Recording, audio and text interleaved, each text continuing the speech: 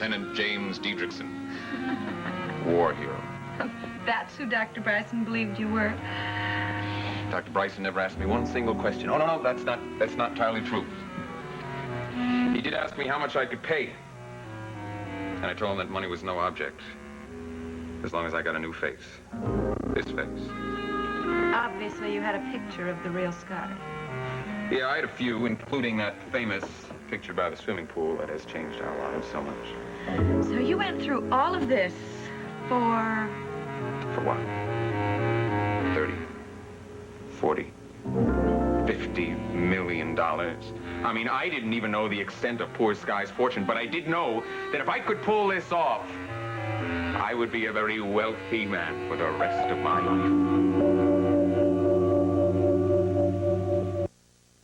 No, that's right. I wasn't a dead ringer for Sky, but people who knew me slightly would never know the difference.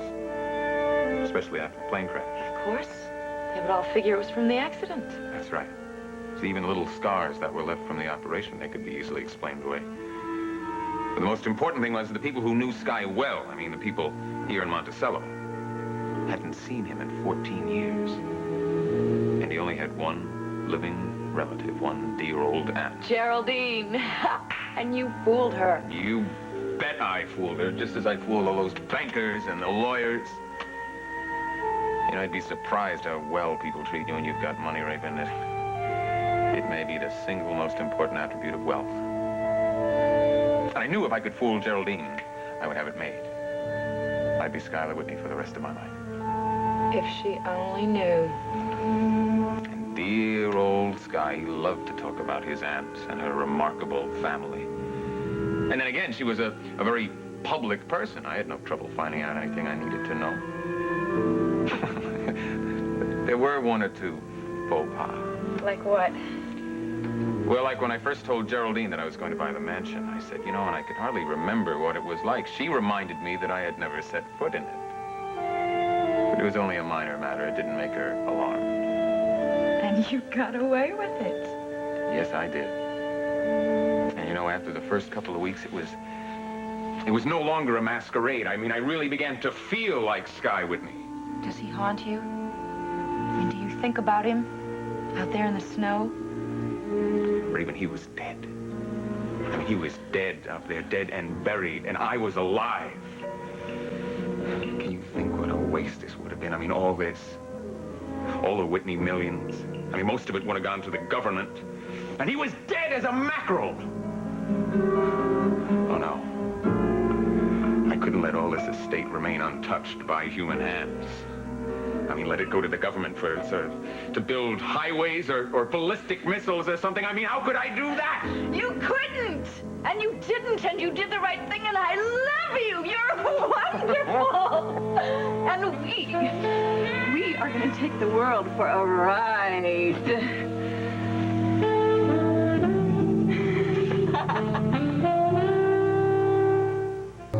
Dude tried to break into the Whitney house, and Mr. Whitney blew him away with a shotgun, huh?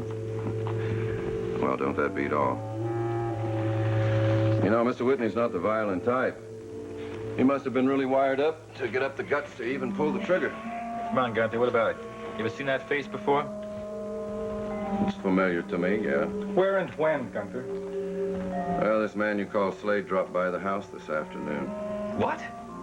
Yeah, he said he found Mrs. Whitney's house keys, so he stopped by to return them. It's very thoughtful of him. I don't get that. Well, obviously he didn't want Mrs. Whitney to miss the keys, get suspicious, and have all the locks in the house changed. And he probably figured that he'd be invited inside for a cup of tea for his good deed. Once inside, he could check the place out, in case his job. Tell me, Gunther, did you ever see this Mr. Slade before you let him in the house? Yeah, I did. Oh, come on, Gunther, just tell us about it. Well, look, don't get the wrong idea, Chief. It's not like I know this character Slade. I mean, he's not a friend or anything. Well, tell us how it was then, Gunther. All right, early this afternoon, I was killing a couple of hours at this bar I like to go to downtown. And I looked up, and what do I see off in the corner at a table but this man Slade and Mrs. Whitney. Mrs. Whitney? What were they doing together? Beats me.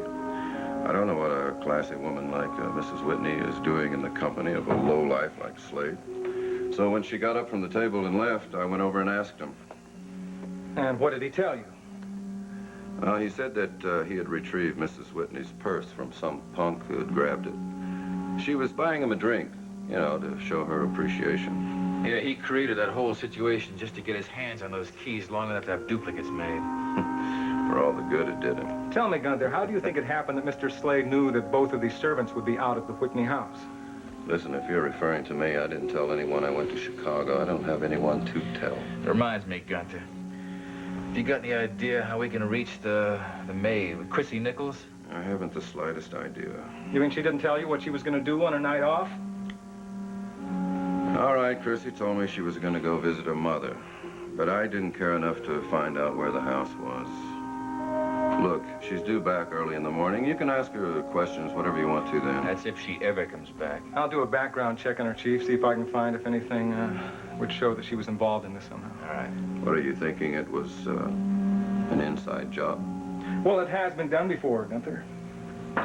Yeah? Excuse me, gentlemen. Hope I haven't missed too much. Chief, I stopped into records and picked up this file on Romeo Slade. Really?